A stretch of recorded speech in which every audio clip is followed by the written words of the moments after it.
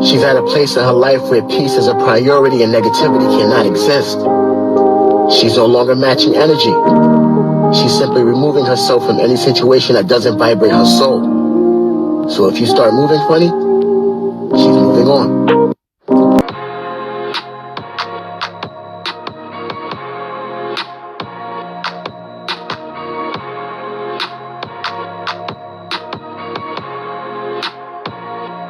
What's up, my Fina love? Sister Fina D coming to you all from Vina Tima News. She's an icon, she's a legend, and she is the moment. My goal is to get this video up before the episode tonight. But even if I do not accomplish that goal and it's posted after the episode, it still works because what I'm talking about is happening or will be happening during the episode that's coming on tonight. Most of you who are on social media, you've seen these different clips going around.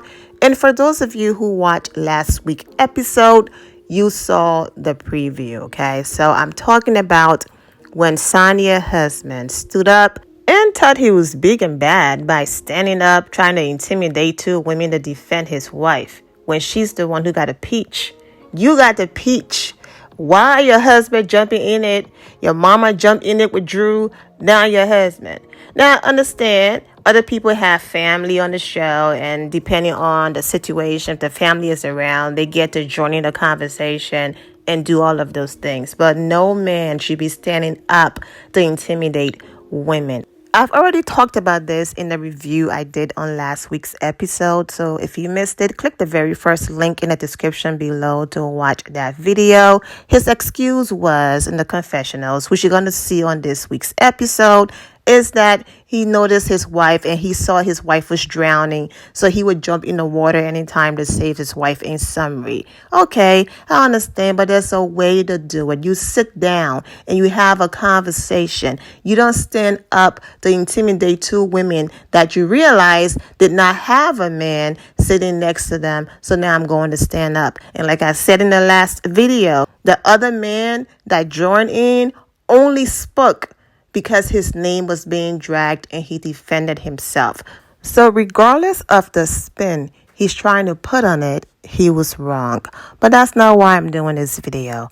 I'm doing this video because this whole situation is very simple and self-explanatory. But since people are having meltdowns about it, I decided to come on here and break it down. Let's start with Kenya and Sanya. It's very simple. Sanya was highly upset. She pulled Kenya aside when Kenya was late to their first day of activities. Kenya explained to her the reason why she was late. She did not receive the information well. She wasn't empathetic. We saw what happened. I talked about it in my review from last week.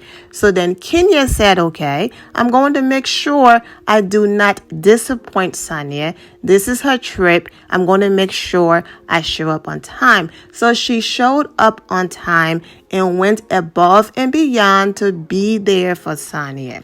Then Sanya doesn't answer her phone. When she finally answers her phone, she gives Kenya some vague answer and all of that. So in Kenya's defense, all she's saying is, you pulled me aside and made this big deal about me not respecting your time, and you preached to me and you said all of these things. Of course, Bravo have other people to film and other scenes to show. Of course, Bravo did not show us how deep that conversation went. They showed us enough for us to then figure out, okay, they talked. That's it. It's really that simple. You held me accountable the day before. So then I did the right thing, and the right thing still wasn't enough for you because the things that were supposed to be in place for me to get to the event to support you, me and Sheree, they were not there. So all I'm doing is holding you accountable. Yes, it was a work day for Sanya. She was working. I get it. But the things that she set in place for the ladies to get there, the same way how miserable Marlo did, when Kenya got there on time, those things were not there. And had she just put her pride aside and apologized, it would have been different. So that's the Sanya and Kenya issue. Now, Kenya was at the table having a conversation, minding her business. Sheree, Miss Bone Collector, is the one who came to the table and brought the situation to Kenya and said, Sanya just said this. You are aware that when Sheree was walking with Sanya and expressed to her that she was upset with Sanya because of how the whole situation happened, Miserable Milo made the comment, Sheree might let it go, but not Kenya. And then Sanya said, man, I don't give a bleep about Kenya. Or I don't give a bleep about what Kenya have to say. Let me just make sure I say it correctly. Of course, Sheree is going to go back and tell Kenya what Sanya said. So when Kenya heard that with the other information, of course, I'm not pulling you to the side anymore and giving you the respect you've been giving me by having a side conversation. You just say you don't give a bleep about me or about what I have to say. Okay, then all bets are off. We are going to have the conversation at the table in front of everybody because production is here. We're working. Let's talk about it. It's really not that hard to understand. You held me accountable the day before. I'm simply holding you accountable. All Sanya had to say in that moment was, okay, one moment, let me speak. Now, if she does it tonight, kudos to her. But one moment, let me speak. Kenya, I understand when you were late the day before, I pulled you aside and talked to you about how it made me feel and time and all of these different things. So I understand why you feel this way because the next day you did everything right and then I wasn't there to keep up my word and my end of the bargain. So I understand how you feel.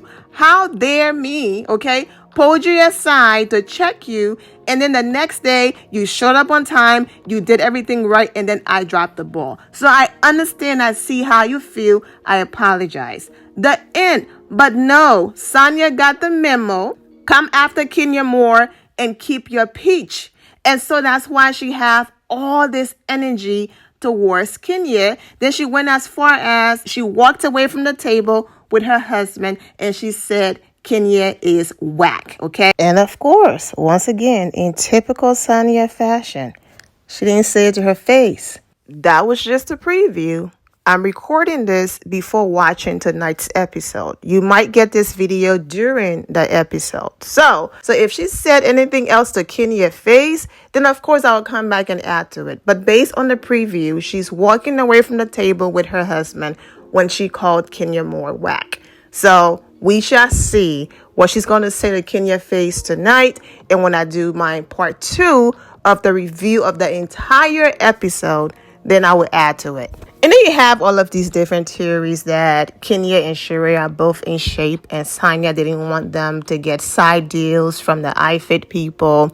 Then you also have theories like Sanya wanted Marlo and Sheree to come. She did not want Kenya to come because Kenya being there while Marlo being there, they could have started arguing and mess up her professional shoot or ruin her day. That's one thing about Kenya Moore. She knows better. Marlo, however, she doesn't know when to say when. The same way how, like how she messed up the commercial by cheering for Ross, even though it was quiet on set, and then she had to cover her mouth and walk away. She doesn't know better. Kenya, however, is professional enough, and she knows when to say when and when to ignore that miserable woman, okay? People just want their Sanya to stand on it. I mean, we already saw what she did to Drew.